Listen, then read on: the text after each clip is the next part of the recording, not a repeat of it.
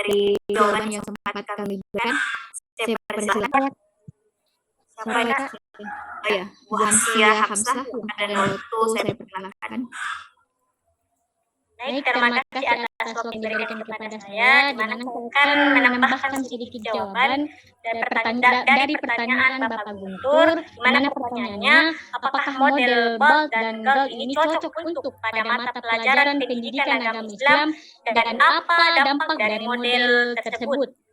Nah, model BORD dan GALT ini adalah salah satu model pengembangan media pembelajaran yang banyak digunakan dalam berbagai mata pelajaran, termasuk dalam pendidikan agama Islam. Nah, model ini cocok untuk diterapkan dalam mata pelajaran pendidikan agama Islam. Mengapa? Karena memiliki pendekatan yang sistematis dan berbasis penelitian yang memungkinkan pendidik memiliki materi dan media pembelajaran secara menyeluruh, mulai dari analisis kebutuhan, desain, pengembangan, penguji hingga revisi, di mana penerapan model ini memungkinkan pendidik dapat pembelajaran yang efektif, interaktif, serta relevan dengan konteks pendidikan agama Islam. Nah, mengapa model BORD dan GALT cocok untuk pendidikan agama Islam? Alasan pertamanya karena adanya keterlibatan aktif pada siswa. Nah, pendidikan agama Islam seringkali melibatkan ajaran yang berbasis nilai-nilai moral, etika, dan spiritual yang bisa lebih sulit dipahami jika hanya disampaikan melalui metode ceramah tradisional. Nah, dengan menggunakan model BORD dan GALT ini, kita bisa menciptakan media pembelajaran yang lebih interaktif seperti video, aplikasi mobile, modul digital, atau simulasi yang memungkinkan siswa ini dapat terlibat aktif dalam pembelajaran. Nah, contohnya dalam pembelajaran tentang doa-doa keseharian, di mana aplikasi mobile bisa memberikan fitur pengajaran atau audio untuk membantu siswa dapat menghafal doa-doa keseharian dengan benar. Nah, adapun alasan kedua kenapa BORD dan GALT itu cocok untuk pendidikan agama Islam, karena adanya penyesuaian dengan kebutuhan pembelajaran.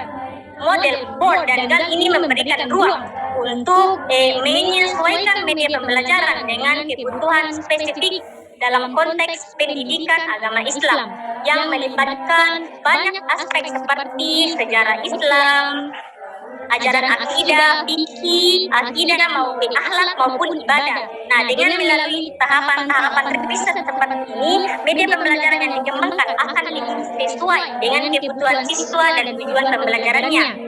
Nah, contohnya itu kayak misalnya untuk mengajarkan sejarah Islam melalui video animasi bisa digunakan untuk mengilustrasikan perjalanan seperti kisah hidup Nabi Muhammad secara menarik dan memudahkan siswa memahami konteks-konteks sejarah.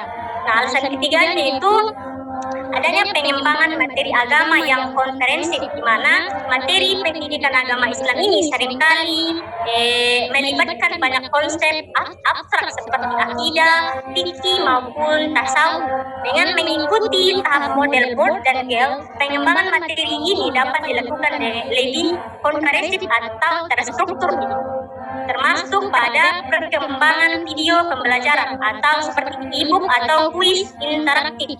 Nah, apa dampak dari penerapan model BORD dan GALT ini dalam pendidikan agama Islam? Yang pertama itu meningkatkan pemahaman siswa terhadap materi agama. Nah, yang kedua, adanya peningkatan motivasi dan minat belajar siswa, dan yang ketiga memfasilitasi pembelajaran mandiri kepada siswa, dan juga adanya evaluasi serta revisi yang berkelanjutan pada siswa. Nah, salah satu kekuatan model BORD dan GALT ini adalah proses evaluasi dan revisi yang berkelanjutan. Dengan melakukan uji coba media pembelajaran dan mengumpulkan umpan balik bagi siswa dan guru, materi pembelajaran dapat diperbaiki dan disempurnakan. Melalui evaluasi memungkinkan penyesuaian media pembelajaran agar lebih efektif dan lebih sesuai dengan kebutuhan siswa. Nah, itulah sempat yang saya jawab dari pertanyaan Bapak Guntur. Saya kembalikan ke moderator. Terima kasih atas jawaban yang diberikan oleh saudari kita Ibu Hansia Hamzah. Tidak menutup kemungkinan dari teman-teman ada yang ingin